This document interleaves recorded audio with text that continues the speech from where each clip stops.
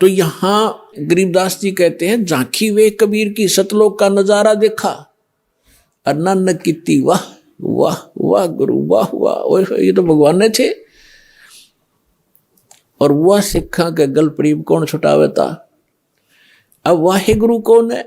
यही अमर पुरुष ही है। वाहे गुरु, वाह गुरु कौन थे? जैसे आदरणीय रामानंद जी को परमात्मा मिले थे, सचखंड लेकर गए थे, फिर वहां पे छोड़ा था।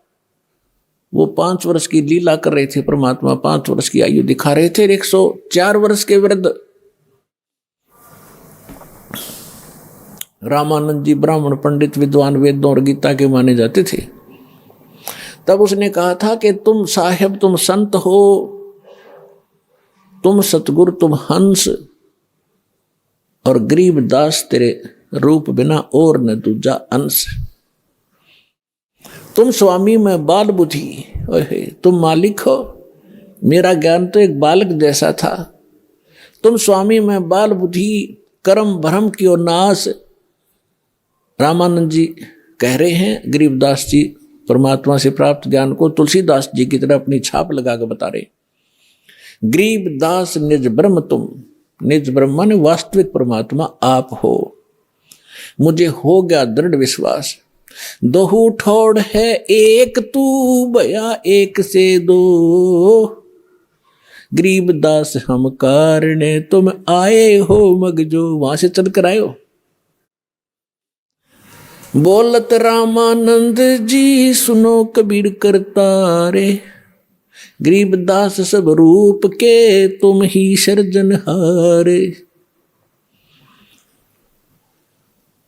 तो इसी प्रकार नानक साहिब जी ने देखा, जब काशी के अंदर जब वापस पहुंचे, पृथ्वी पर खोजने लगे, इस ज्ञान की चर्चा करते चले, उसका जवाब कहीं नहीं मिला उनको कि ब्रह्मा विष्णु महेश से भी ऊपर कोई शक्ति है। तो जब वहां पहुंचे, परमात्मा ने वहां प्रचार कर रखा था।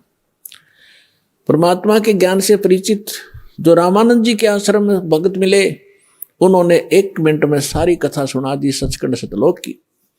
तब नानक साहिब जी ने कहा था कि मैं हे परमात्मा, कहते फाई सूरत मुल्क की वेश, ए ठगवाड़ा ठगी देश, खरासी आना बहुता बार लो धानक रूप रहा करता।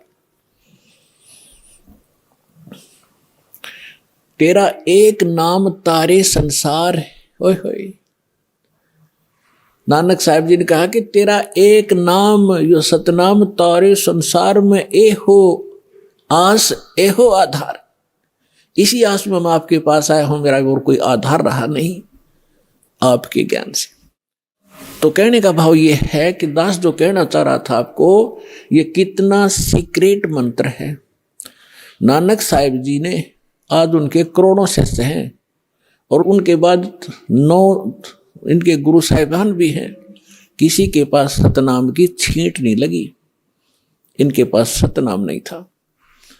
तो पुण्यात्माओं, क्या गुरु नानक देव जी अन्य महात्मा हमारे दुश्मन थे? हमारे परम मित्र थे। उन्होंने ऐसा तरीका बता दिया, दान धर्म ये यज्ञ करवानी शुरू करवा दी। इससे मोक्ष नहीं हो सकता, लेकिन मनुष्य शरीर मिलता हुआ आ रहा है आपको, और मनुष्य शरीर से मनुष्य शरीर में आता है प्राणी छोड़कर, तो उसमें आस्था रहती है भगवान की, उसका नेचर भी अच्छा रहता है। बेशक वो समाज में रहकर कुछ दिन बिगड़ जावे, इस ज्ञान के सुनते ही वो तुरंत सेट हो जाता है।